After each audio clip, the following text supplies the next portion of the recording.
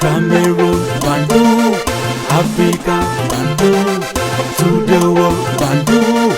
Hello friends, welcome on this platform. Ici, c'est votre humble serviteur, l'homme le plus noir de la Terre, l'homme qui déconstruit les mensonges et les narratifs venant de l'Occident, avec les preuves à l'appui. Parce que we need to substantiate everything we say here so that people are listening to us, are watching us, take us for serious. Le Rwanda, encore le Rwanda. Paul Kagame, tous les activistes, tous les dignes fils d'Afrique ne devaient pas lâcher ce monsieur-là. Ce monsieur est à l'origine de la souffrance au Congo. Ce monsieur est à l'origine du pillage au Congo. Ce monsieur est à l'origine de la destruction des vies et des villes au Congo. Les histoires qu'on nous raconte sur M23, là, les amis, c'est des histoires à dormir debout. Le M23 ne représente absolument rien. Le M23, c'est l'armée rwandaise. Ce sont les militaires rwandais qui sont au Congo. C'est le Rwanda qui est en train de piller le Congo avec la complicité des multinationales européennes. L'Union européenne, d'ailleurs, a signé des accords avec le Rwanda allant dans ce sens.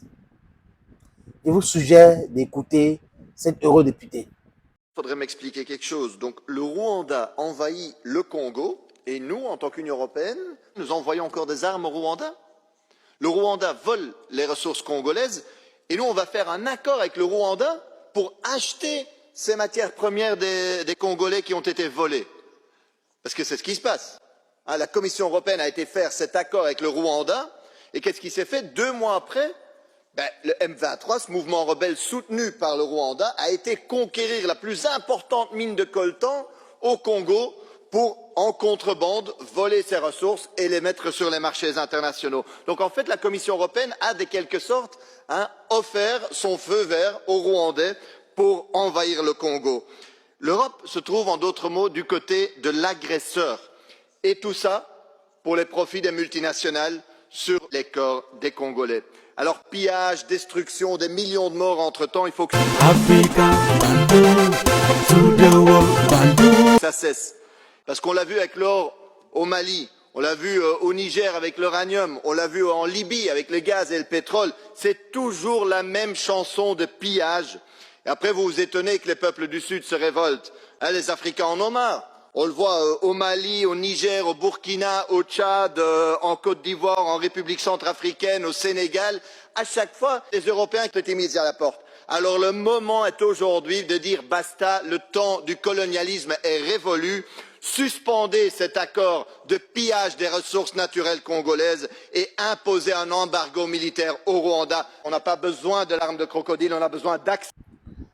Voilà un député débité. Et ça, demandons Taya. Il est très mal à l'aise dans ce Parlement européen à Strasbourg. Comment est-ce que les gens peuvent prétendre être du côté de la justice, prêcher le droit de l'homme, prêcher l'humanité, l'humanisme? Et ce sont les mêmes gens qui financent, qui arment le Rwanda pour crier et détruire des vies et des villes au Congo. Leur prétexte, c'est le sous-sol. Le Congo est tellement grand, immensément riche, et il faut continuer de piller le Congo. Et ils ont choisi un rebelle. Parce que j'ai pitié de certains qui pensaient que Paul Kagame était un héros africain. Il aimait tellement l'Afrique, il a développé son pays, et il fait des événements, il soutient l'Union africaine. Il passait par le soft power pour essayer de redorer son image. Mais en réalité, c'est un rebelle. Et il est toujours un rebelle. C'est quelqu'un qui déteste l'harmonie. C'est quelqu'un qui ne veut pas l'unité de l'Afrique. Parce que l'Afrique unie va le perturber dans sa quête impérialiste ou dans le banditisme qu'il pratique au Congo. Monsieur Paul Kagame est le pilleur en chef du Congo au bénéfice des pays européens. Vous voyez comment les gens sont myopes même dans la façon d'analyser les choses? Ils souffrent de la myopie. Parce que sinon, ils devraient savoir qu'il faut entrer en contact avec le Congo, discuter avec le Congo, créer des industries locales pour pouvoir transformer ces matières premières pour que ça ait la plus-value. Mais ce n'est pas ça qui l'intéresse. Ce qui l'intéresse, c'est le pourcentage qu'on va lui donner. Les petits pourcentages là. Oui, c'est ça qui intéresse Paul Kagame. Le M23, c'est quoi?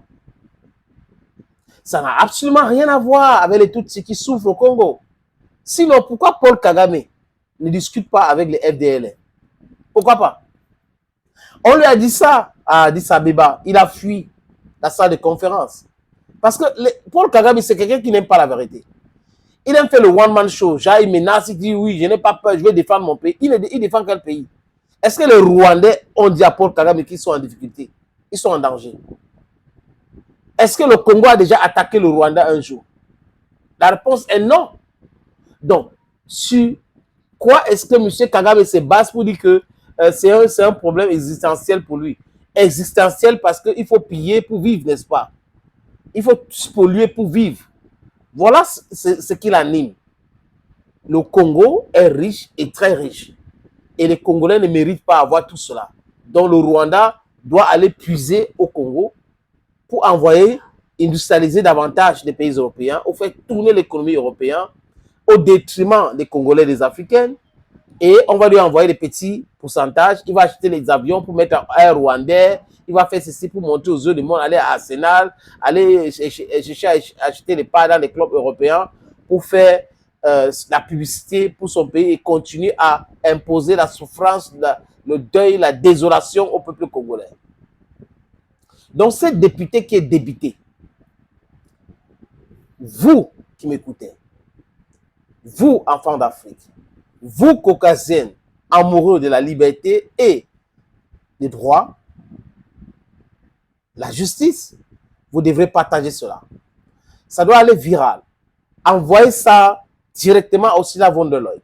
Envoyez ça à tous les chefs d'État et chefs de gouvernement européens. Ce sont eux qui sont en train d'endeuiller l'Afrique. Ce sont eux qui sont en train de déstabiliser l'Afrique. Et c'est les mêmes gens qui vont prétendre demain, on aime l'Afrique, on est en train de faire ceci avec les Africains, notre amitié est de longue date avec l'Afrique. L'Afrique a été... Non, non, non, non. L'Union européenne n'aime pas l'Afrique. Il faut appeler un chat un chat. L'Union européenne est dans la détestation de l'Afrique. Mais l'Union européenne a voulu que les pays européens, africains suivent cette union-là dans leur bêtise contre la Russie. Vous voyez les gens? C'est pour cette raison qu'à chaque fois que je vous parle de qualité des gens, il faut regarder les faits et gestes de tout le monde, de tout un chacun. Qui fait quoi? Qui a déjà fait quoi? Si l'Union européenne finance le Rwanda, et comme l'Union européenne, pourquoi il dit au conditionnel? Comme c'est l'Union européenne qui finance le Rwanda, hein, ça se passe très bien. C'est en Afrique, c'est entre les Africains, ils peuvent s'entretuer. Il n'y a pas de problème. Et si nos industries peuvent tourner à merveille. Mais ça va finir. Paul Kagame, vous êtes déjà dans la poubelle de l'histoire en Afrique, de 1. Et de 2, vous allez regretter ce que vous êtes en train de faire là au Congo très bientôt. Et Félix Tshisekedi, out. Ce monsieur ne mérite pas d'être président du Congo. Out. Le Congo a besoin d'un homme fort, d'un homme qui sait rompre les relations diplomatiques avec des pays qui envoient les armes pour endeuiller les Congolais. Thank you, friends, and bye-bye for now.